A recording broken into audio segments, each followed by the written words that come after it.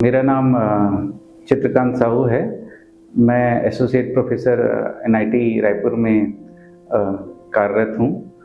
मेरे बच्चा 4 साल का प्रकाश साहू है, जिसके दिल में छेद है, ऐसे डॉक्टर के थ्रू पता चला था। सबसे पहले हम लोगों ने ये हमें 2 महीने पहले पता चला, जब हमने एक वायरल फीवर जब हुआ था तो पीडियाट्रिस्ट बच्चों के डॉक्टर के पास गए और उन्होंने ये सजेस्ट किया कि आप एक इकोकार्डियोग्राफी करा लीजिए। फिर इकोकार्डियोग्राफी कराने के बाद हमें पता चला कि उसके बच्चे के दिल में छेद है।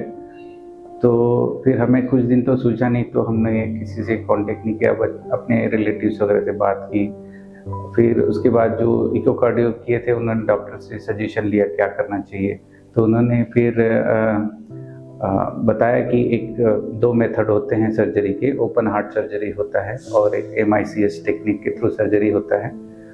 तो फिर मैंने थोड़ा सा पढ़ा, इंक्वायरी किया और भी डॉक्टर्स के पास गए, विजिट किए, 2-3 हॉस्पिटल्स में गए हैं।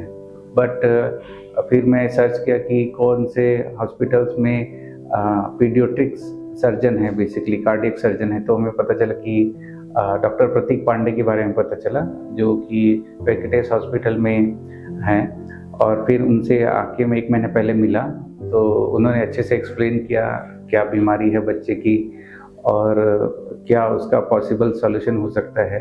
तो डिस्कस करने के बाद सॉल्यूशन यही निकला कि ASD क्लोजर एक सर्जरी है, वो करना पड़ेगा।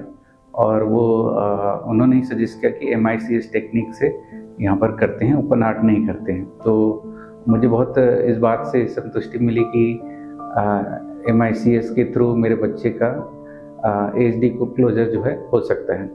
फिर कुछ दिनों में फिर हमने मन बना लिया कि करना चाहिए सर्जरी।